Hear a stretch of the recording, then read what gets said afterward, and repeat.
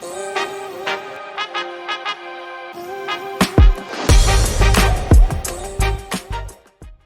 Buffalo raises the bar, right? Across the board. Welcome back to Simonelli Chats, your go-to source for the latest news, trends, and real estate industry insights. I'm your host, Grace Harner, and today we're spotlighting one of the most exciting weeks on Buffalo's calendar. While the beginning of the Bills season has us all amped up, we're turning our attention to a celebration of innovation, entrepreneurship, and the incredible momentum building right here in Western New York. I have two impressive people here with me today, making it all happen at 43 North, Christian Gaddis, Senior Director of Marketing and PR, and Sophia Marshall, Senior Events and Development Manager. Thank you both so much for being here. I feel like this has been a long-awaited episode. We've been talking about it for such a long time, so finally we got you here in the studio. So tell us what got you into this kind of work and how you ended up at 43 North. Yeah, I guess I can kick things off. First of all, thanks so much for having us. Like, we really appreciate it. And for me, I am now 5 years plus with 43 North. Joined in June of 2020, so I call myself the pandemic baby of the group. Kind of switching jobs from, a PR agency that actually was in Fountain Plaza, so this building feels very familiar to me. And I joined 43 North to head up what was then our Forge Buffalo initiative, which was all about connecting talent with startups and tech companies in the Buffalo and Western New York area. And so got really familiar with working with the 43 North portfolio, but then also got a chance to just wrap my arms around the larger startup and tech ecosystem that exists here. And then kind of just continued progressing with 43 North, shifting more so into direct activities with their team, with marketing and with PR in terms of attracting companies to apply for our program, and then spreading the word in this community about the great work that we're doing, and promoting all the amazing events that Sophia usually plans. And that kind of encompasses my role, from beginning and to now. But yes, echoing Christian, thanks for having me. Super excited to talk all about finals. I have, in many ways, kind of circumnavigated founders by working either alongside them in sales roles, working with the SMB market, in a consultancy capacity, kind of my sales background. And then before 43 North, I was managing a boutique co-working space dedicated to giving founders resources and knowledge around everything VC law / M&A, and really just preparing them for an eventual liquidity event. Very true to the City of Good Neighbors name, I actually reached out to our president, Colleen, to grab coffee, and she said yes. So, for those who are looking for their next role, sometimes it's just about shooting your shot. And I let her know that I was in the market, to which she mentioned the events role at the time was going to be opening. Fast forward 3.5 years later, I now manage our many events, as Christian mentioned, not the least of which is finals. And then I also manage our full development cycle, partnerships, et cetera, being that we are at this interesting intersection between the nonprofit world, being an accelerator and a fund. It's important that we have partners like yourself to support the work that we do in the community, which we'll get into a little bit, to help our founders fall in love with Buffalo. Impressive. I love that she's dropping like the key nuggets of just shoot your shot right in the intro, like dove right in. It's very true. Yeah. So obviously we're patiently waiting for October 16th, the 43 North finals. But before we get into the nitty gritty of all the crazy work you've done this past year leading up to that, what exactly is 43 North and why is it such a big deal for Buffalo? For those who might not know, and I know it's a loaded question. I mean, it's funny for me because I always tell people I didn't truly know what 43 North was until my second week on the job. I thought, okay, cool. It's just this big fancy show they put on at Shea's, which I had also never been to until literally the first one that I was working. And, that's it. They give away money on a single night and then good luck. Welcome to Buffalo. Like, go startups, do your thing.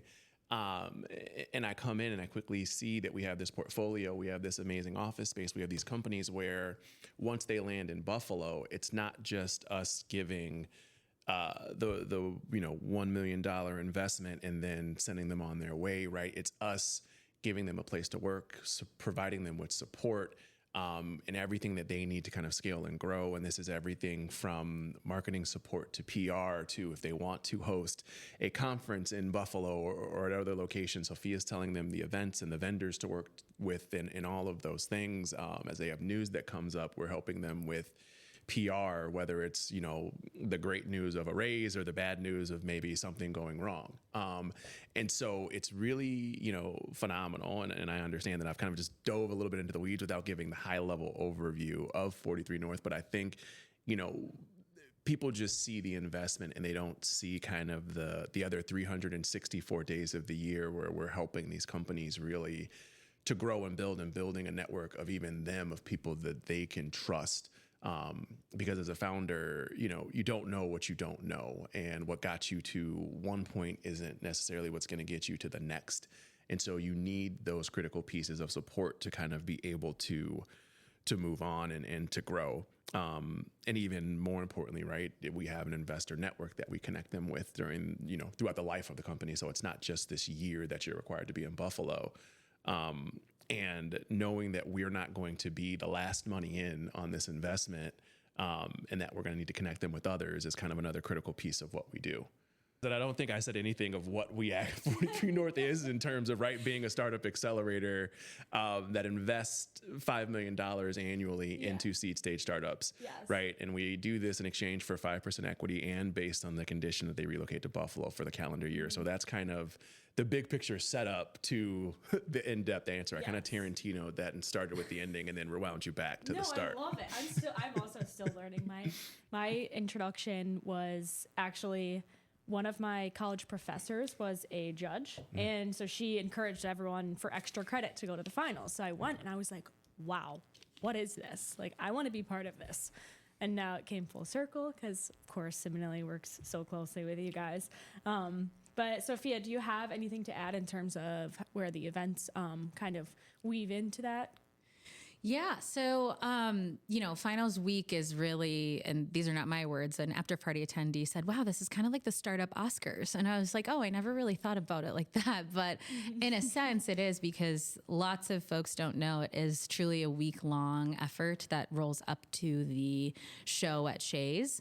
And then of course the after party. But so really I like to call it almost like a mini South by Southwest, if you've gone to that conference in Austin, and that it weaves through many industries, but of course the startup and tech venture arm of it spans about 4 days. So we start with a big welcome of really our Buffalo lovers, as we call them. Of course, our stakeholders, folks that have kind of been in the ecosystem from day one, really to give that first impression of like, hey, these are people, everybody in this room, that will help you either personally or professionally, or in many cases both. High energy, before they get into the week and have to get on stage in front of 3,000 people eventually. Then we do a couple more tactical events that are internal. We prep them so that way they put their best foot forward regarding their pitch deck. We try to get them to see a little bit of Buffalo during that time, recommend the places we love to go to around downtown. And then they get ready to do the first round of pitches, which is semifinals at Seneca One on Wednesday. And that's in front of our 30 plus venture capitalists that we fly in from all over the country, who represent some of the most reputable funds that you can think of. And really the goal is we have top 15 and then we whittle that down to the top 8 who then pitch live at Shea's. Then meanwhile, we have a couple other dinners just to thank, our stakeholders, those that have helped us, year round, specifically during finals week. And then we get ready for the big day. Something new this year is we are really doubling down on our Thursday morning programming. Historically, we've done showcases that really allow the local founder ecosystem to directly brush with those 30 plus venture capitalists I mentioned. Our philosophy is, we fly all these people in. Let's make sure they see as much of what our ecosystem has to offer in terms of talent, potential deal flow, et cetera. And then same for, those founders, local investor network, et cetera. Let's hopefully, leave this week with some new connections. Best case scenario is somebody from our VC network is writing a check, creating that upstream or wherever they're coming from deal flow. And then we take a quick breath and head to Shea's for the whole thing. I think another critical piece too to mention about 43 North and kind of, who we are at the core as well is we are government funded, right? So it's a perfect example of, I think, a public-private partnership in what we're doing. New York State, Empire State Development, right, fund our program, the investments into these companies, and a lot of the things that we do and that we put on. It's not lost on us on a daily basis of what that means and kind of the responsibility that carries with the program we're building, the companies we're investing in, and who we're hopefully bringing to Buffalo. But then also our commitment to the larger ecosystem in the community, which is why the majority of our events rather are open to the public. Mm-hmm. They're free. They're accessible for startups in this ecosystem, regardless of, their size and what they're doing. And so whether it's, day one for you, day 100, day 1 million, your Series A through, hopefully IPO somewhere, right? If we're hosting an event that's for startups and tech companies in this ecosystem, then, it's open and it's accessible. And I think that's another critical piece of what we do in terms of not just bringing companies here, but building a community where they can thrive and see themselves successful and see themselves having the support that they need. Yeah, so you're building, that was actually one of my next questions. You already answered it, but you guys are building something so much more than, just something centered around this $5 million. Like Seneca One, where you guys are located, it's the programming and the energy that you guys have built has been amazing. Could you talk about those meetups that you host, women in tech, that kind of thing? Yeah. So part of that whole fall in love with Buffalo thing doesn't happen just by landing here, as much as we would love for that to happen. So that work that I mentioned earlier about making that happen, in part due to our supporters and stakeholders, really comes to life through a couple different things. So we lovingly call the kind of funner stuff quality of life programming, where we're creating bespoke experiences, behind the scenes tours, things that either normally the public would not have access to, that we, thanks to our partners, can create. Or in many cases, things that we ourselves have come to, love about Buffalo. Neither Christian nor I are originally from here, so we have the experience of kind of going through that process ourselves. And I think we all have that one thing that we remember that made us, say okay, I think this might be, a place worth hanging out for a little longer. But really, between quality of life programming, where we're taking them around town to dinner and Bills games, which are always, a favorite of ours, to women in tech, which you mentioned. So kind of, again, showcasing hey, this is the community that is backing you and here to help you through the many resources. So, we open up our network in all those ways through those events to bring them in.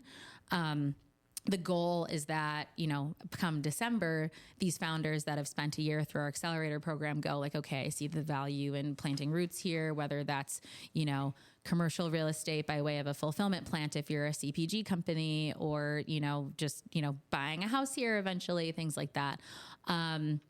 In addition to that, one of the things that we've done historically is maybe not necessarily events that are directly tied to our, mission and vision, attracting high growth companies to Buffalo, but rather tapping our resources to open up the broader ecosystem. Our kind of belief is that, this doesn't necessarily work without broad community buy-in. So it reaches beyond the startup ecosystem and goes into, Main Street businesses, professionals in different industries who may not have ever worked for or heard of a startup, or, venture capital is like a new term to them.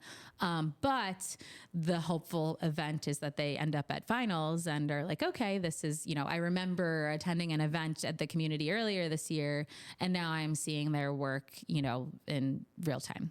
The thing I always tell people, we're in this interesting intersection between, right, venture capital, VC, and economic development. And so if you think about the normal structure of a venture capital firm, right, you have, your partners that are investing in, and then you have everyone else who are going out and finding these deals, finding these companies to invest in. And essentially, right, rightfully so, all the people who put their money in the pot are kind of standing over their shoulders going, hey, when are you going to 10x my return? Because I would like to see my money. And we don't have that, right? We have, for all intents and purposes, maybe New York State kind of looking over our shoulder going, hey, how many jobs have your companies created, right? And then that's kind of an important metric to them.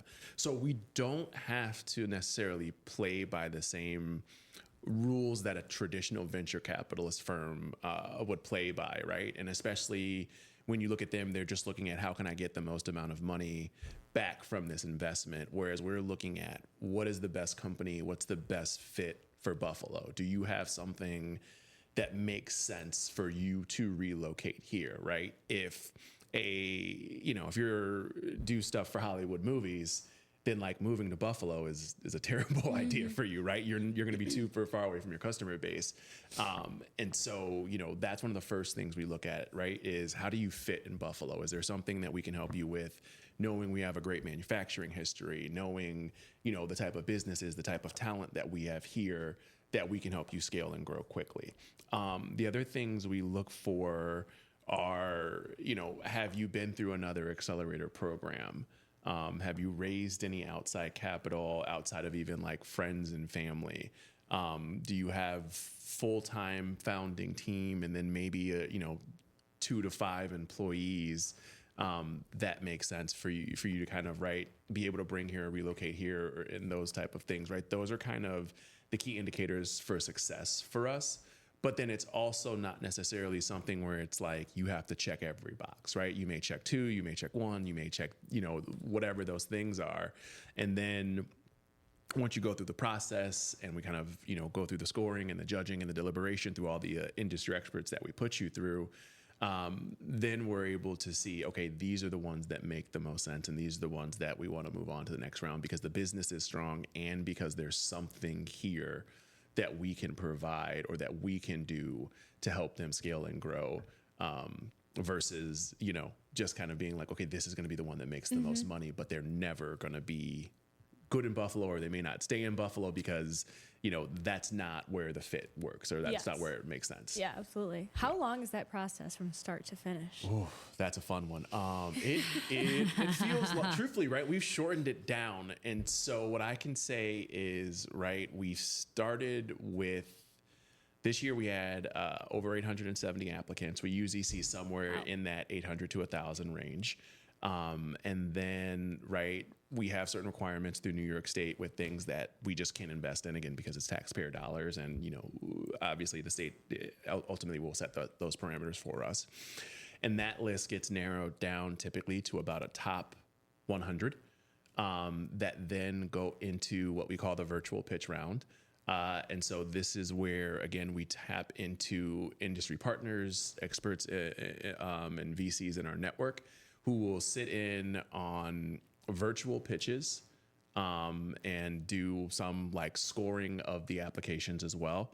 And, they do a virtual pitch and then that narrows down to about our top 30-ish, right? And that top 30 goes to our investment committee and gets narrowed down to what we typically say will be a range of like 15 to 20 potentially that we could invite to Buffalo. They pitch at Seneca One for what we call our semifinals round on October 15th. That night, they are all informed whether they've moved on or not. And then top 8 literally pitches the next night on stage at Shea's. 5 will get selected to be $1 million winners and have the opportunity to move to Buffalo. So, I mean, the whole process compared to, again, the typical VC process is much longer, a lot more kind of hoops to jump through. But it's what has kind of worked for us in figuring out and narrowing down and understanding those best companies. But at the same time, it's also, it's investing, it's venture capital. And so, like, unfortunately, the rules of the game is some will succeed, most will fail. And then one or two will, be your ACVs of the world that you can point to as your success. Yeah. That's crazy. I didn't know they found out the night before. That's so nerve-wracking. Oh, yeah. There's a lot of drama in like the whole process of just like, again, you think about it, right? And I'm so happy that it's the portfolio side of the house and not the marketing side of the house that has to be the one to call and let people know, the news of sorry, not this year, or, congratulations, you're moving on. Yeah. What I will say is super interesting about that too is that we've had multiple companies apply multiple years in a row. Sometimes they make it further than the year before. Sometimes they don't. Sometimes they then apply a third year and they make it to the stage and they don't. So we've had multiple companies that have been accepted into our portfolio that have applied multiple times, gotten rejected, and just kept coming back. And then, finally they made it in. Yeah. One thing I'll add too, just on the process Christian was kind of talking through in terms of judging, is it really is such a community effort. We pull our folks from our local investor network, our broader investor network, business leaders, in years past that have, judged and helped us, whether it's the virtual scoring or virtual pitching for years. So it really is like all hands on deck. And then those same folks join us at finals, down in the orchestra as a thank you for all their hard work. So portfolio leads the effort for sure. But the thing that we always say is it's really, while we're leading the process and kind of guiding them through how we ultimately want to end up with the top 15 in Buffalo, they really help us get there. We don't make any decisions. So that's the key thing that we always tell people. Yeah, People are like, part. I applied, like, what do you think? And I'm like, I like your company, but I don't, I have no control. just No one on our totally- team. It's all the VCs and the experts. So Yes. it's on someone else other than us, which again, 100%. grateful for that. So leading up to, we'll get to the finals night in a minute, but leading up to it, what does that planning look like, and what kind of fun, opportunities are out there that are coming up here in about a week, couple weeks? Yeah, crazy. So, I mean, you asked earlier, how long is the process? I mean, I'd argue it's really a year long. Like as soon as we, have our top 5 who receive the investment, sign on the dotted line, I'm immediately reaching back out to all of the vendors and venues that we historically use to block the next year. Knowing how big Buffalo has grown in terms of large conferences that are here, like it's kind of competitive. So we want to make sure that we can put our best foot forward in hosting all these folks, the finalists, the judges, et cetera. Then really it's like, getting the who, what, when, where, why in place. Of course, the who Christian kind of talked through and when that process starts. But I mean, we have a road show where we're going to different conferences across, the country to talk to founders, and we meet investors along the way that end up becoming part of our network. In some cases become judges. So really just making sure that we have a presence at, I mentioned we've attended South by Southwest in the past, Black Tech Week, when Collision, which is kind of like the Canadian South by Southwest at the time, was in Toronto. And then really once we get into that, I would say 4 to 6 month window, it sort of goes in phases, and it's almost by every summer holiday. So, Memorial Day, it kind of turns up a notch, and then 4th of July, it turns up another notch. And then Labor Day, it's like, okay, full systems go. Some things that, folks may not know in terms of like the week planning itself is that it almost is reminiscent of like American Idol. You really have that, okay, somebody gets their golden ticket. They know they're coming to Buffalo, but there's up to 30 of those people. So they all have different, travel requirements, et cetera. We're actually in that process right now. Then we have, making sure that folks that are going to be judges are prepared. They get an entire packet of diligence so they can learn about the companies in advance of being here.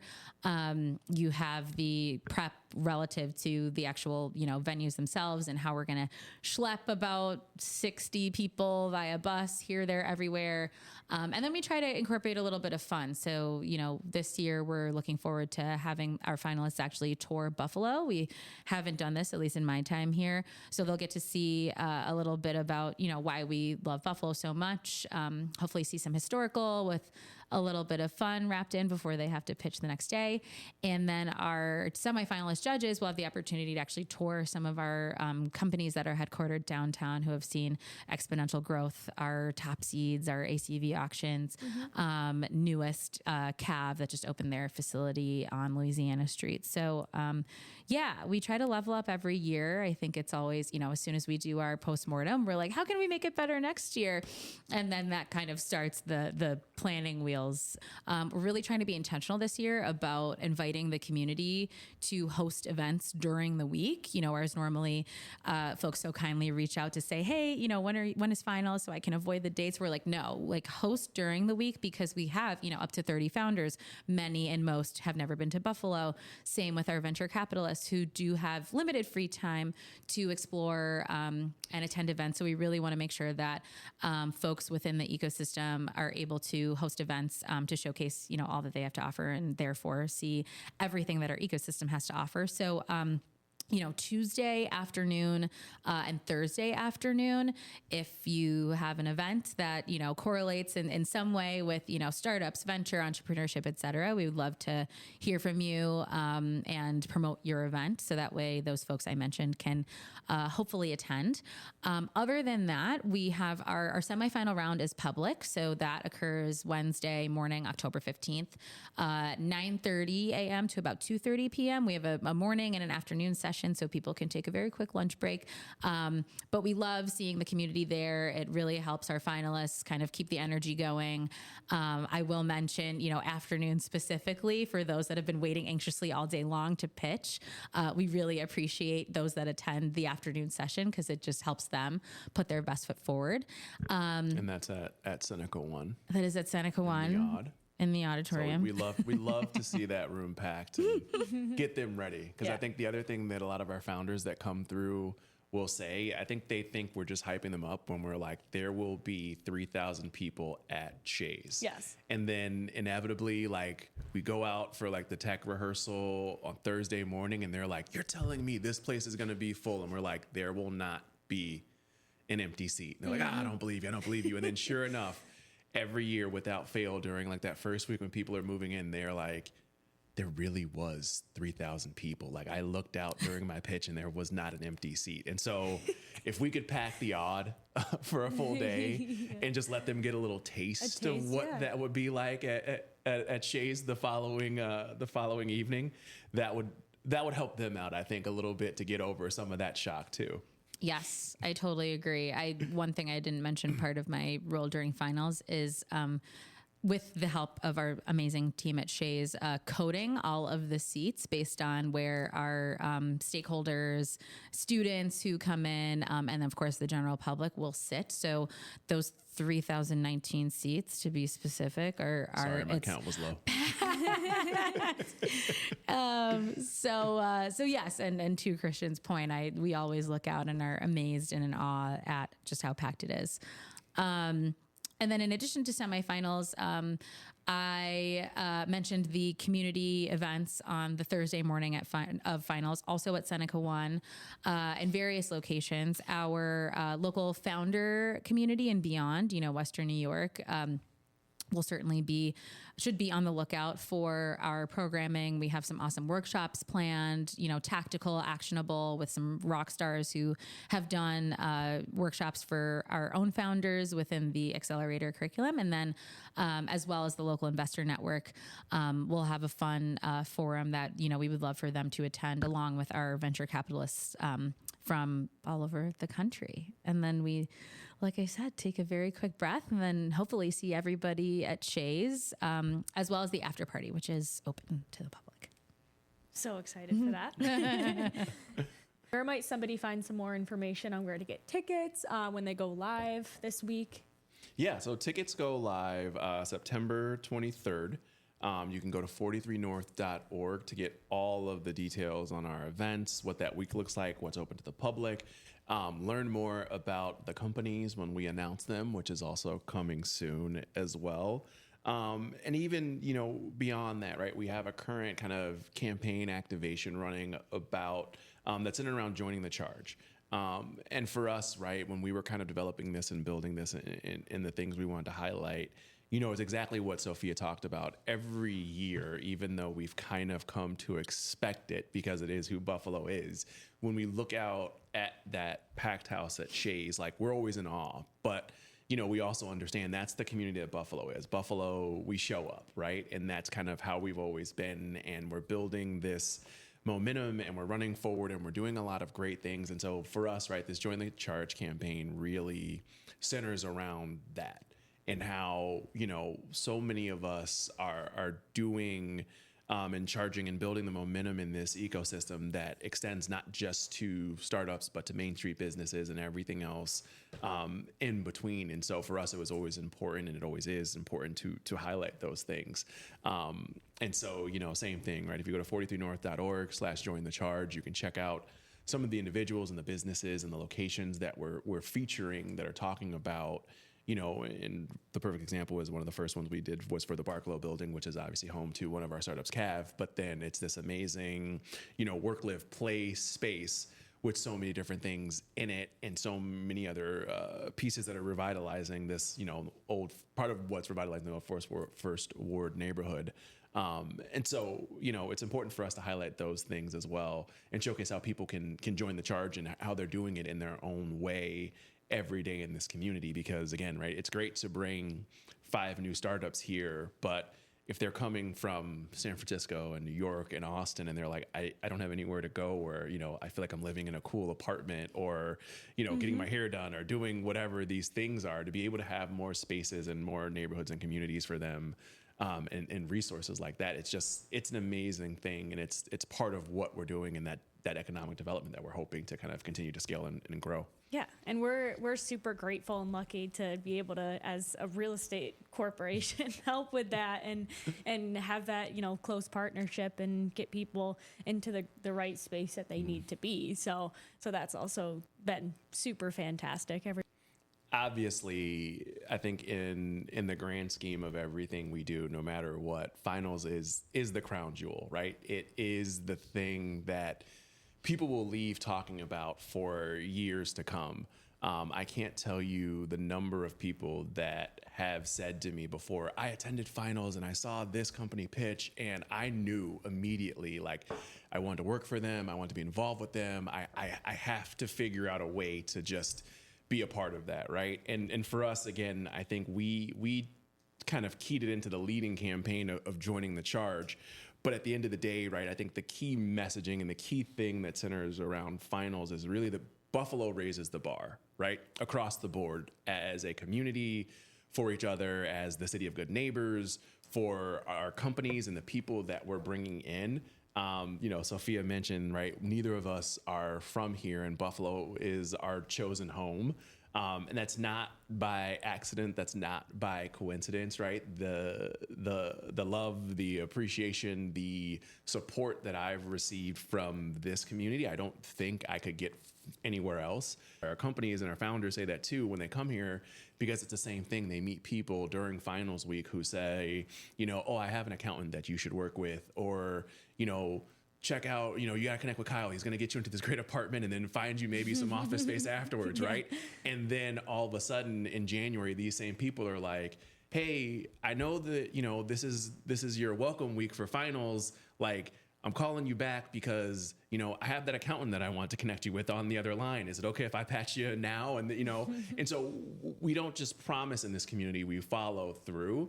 And for us, when we were planning and kind of landing on, we hate to call it a theme, so we usually call it a vibe. So when we were landing on a vibe for finals, we were like, well, Buffalo raises the bar. And so that is the key piece for us that we kind of want to continue to spotlight and highlight on this event, where we bring everyone together to not only celebrate these founders who have made it this far in their journey, but also to celebrate the community that supports them and that will continue to support them once they move here. It's firing me up. I'm excited. Sophia has a really interesting first final story if you want to share that. Similarly, Grace, to how you attended your first finals by way of a professor of yours, my former boss, shout out Kevin Curl, was a former judge, a virtual pitch judge a few years ago, and told me I needed to go to the 2019, so year 6 finals. And I was up in the mezzanine, and I had like another commitment to go to, shocker for some of you that might know me well. And so I was trying to sneak out, and I saw an exit sign. Turns out that exit sign actually led to not the lobby, but a fire escape. And I turned around, and the door shut behind me. No handle, of course. Very cinematic. So I was sort of just met with the only option, which was to scale down the fire escape. Which is a lot higher than you might think, in heels, and hope that nobody found me, the next day splattered on the sidewalk. So, yes, Made it. Stay for the whole show, guys. Is basically the lesson I'm trying to leave you with. And go out the way you came in. Don't find new exits. Yes, exactly. Okay, well, that's a good warning for when I'm there on the 16th. I'll be thinking about that. You'll be going butt down, straight down, and you have to jump at the end. It actually doesn't fully reach the ground. There's a good 5-foot drop off. So, Oh, I can't even imagine. This has been a long-awaited episode, Sophia. I feel like we've been talking about this for a long time. So thank you so much for coming into Fountain Plaza and for recording. This has been so much fun. You guys are the best. thank you. Thanks for being great partners. We can't do this without you guys. So really appreciate it and excited to see you guys during Finals Week. Yeah, thanks for having us. Find more information in the show notes below. Until next month on Seminelli Chats.